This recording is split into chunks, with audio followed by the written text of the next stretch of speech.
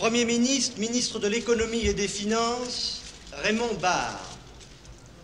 Ministre de la Justice, garde des Sceaux, Alain Perfit. On the steps of the Élysée Palace, a government official announces a new cabinet for France. The names are, with only 2 or 3 exceptions, very much the same as the outgoing government, which had resigned 2 days earlier. But the reshuffle is an important move in the far-reaching changes now taking place in French politics.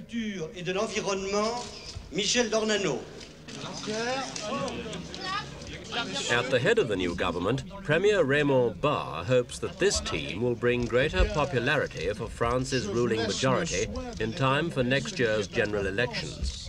But that's far from certain.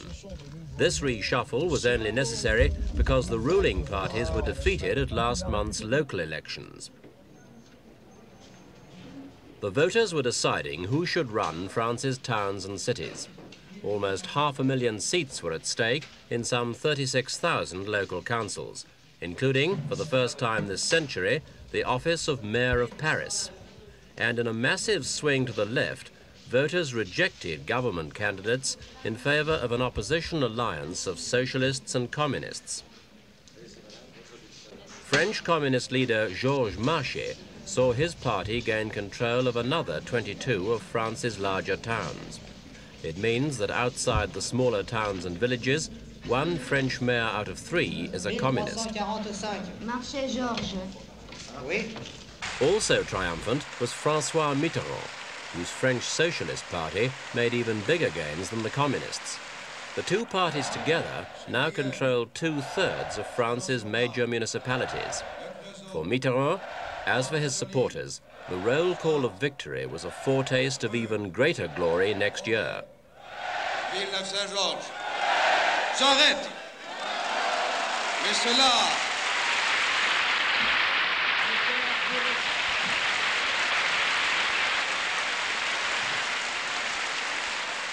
On the government side, there was only one real winner, and that was this man, Jacques Chirac. While other candidates were losing their seats in the provinces, he went after the biggest prize of the contest, the job of Mayor of Paris. The new office is likely to be the most important in France after the presidency, and it will certainly be one of the toughest. But even his enemies admit that Chirac has ability, drive, and determination.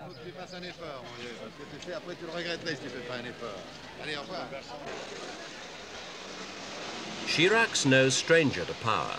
Until August last year, he was Premier of France, a position he'd held for 2.5 years. And even before then, he'd been right-hand man of President Pompidou, who'd called him my bulldozer, a tribute to his ability to get things done despite opposition. Last August, Chirac bowed out of office and handed the premiership over to Raymond Barre. He explained his motives in a TV speech to the nation. Je viens de remettre la démission de mon gouvernement au président de la République. What he said was that he didn't have the necessary means to carry out the job of premier, but his letter of resignation had already spelled it out more clearly. Faced with France's serious political and economic problems, he wanted more power as premier than President Giscard d'Estaing was prepared to grant him. J'estime aujourd'hui nécessaire pour assumer efficacement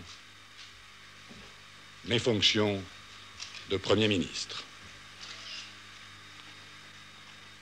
Et dans ces conditions, j'ai décidé d'y mettre fin. Chirac's energies and ambitions were far too great for him to remain long in the political wilderness. In December, he convened a special meeting of the Gaullist Party, the UDR, and turned it into a new party, the Rally for the Republic, with himself as president. 60,000 delegates turned out to hear what was clearly a bid for national power. L'appel que je lance à mon tour n'est que l'écho. The meeting got little publicity at the time due to a press strike which many thought the government had engineered, but it was nevertheless a huge personal triumph for Chirac. Peuple qui sait dire non à ce qui l'humilie. Peuple, une fois encore, debout et rassemblé. Vive la République, vive la France.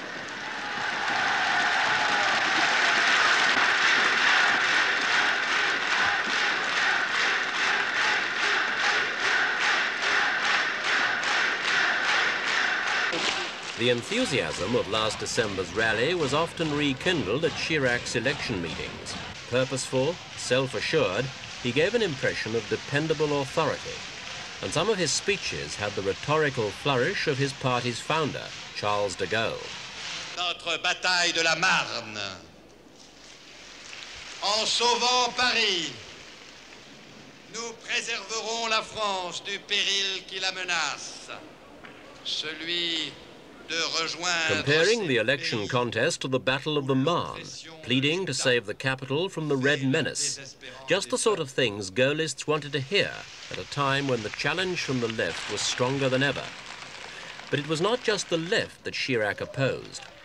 This is Michel Dorneneau, Minister of Industry in the last government, a member of President Giscard's Independent Republican Party, and the President's own nominee for Mayor of Paris.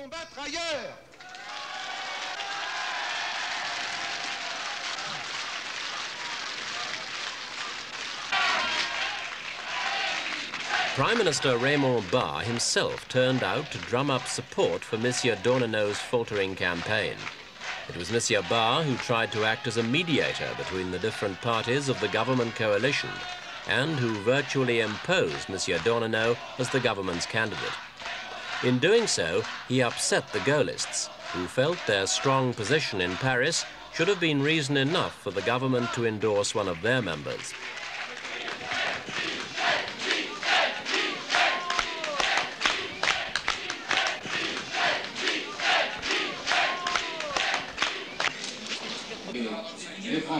In the event, the revitalized Gaullists of Jacques Chirac won the battle for Paris, but lost the battle for France.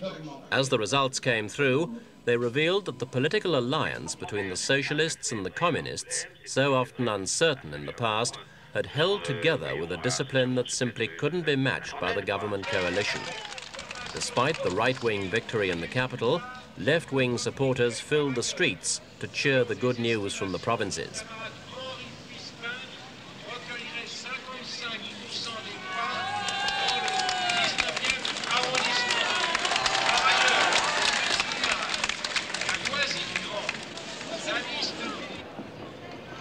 The opposition was naturally jubilant about the result. Georges Marchais saw it as a clear sign for the left to increase its pressure on the government. Maintenant, sur la base de ce bon résultat, nous allons développer nos efforts pour défendre avec résolution les revendications populaires et nationales face à la néfaste politique du pouvoir. Voici M. Chirac, Monsieur le maire de Paris, je crois que reprenons bien ça. Jacques Chirac greeted the results with mixed feelings. Je voudrais m'adresser aux Parisiennes et aux Parisiens.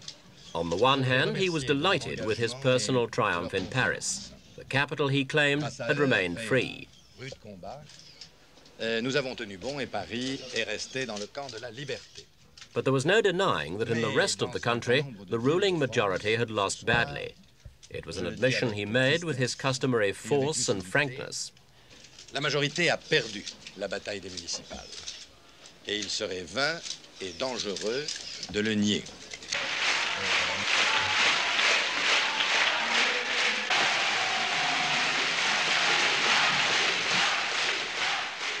Throughout the campaign, the Gaullist leader maintained the left was his enemy, not President Giscard. But most observers of French politics are agreed that privately he sees the town hall mainly as a stepping stone. What he's doing now, they say, is laying the foundations for 1981, when he's likely to be making a bid for the highest office of all, the presidency of France.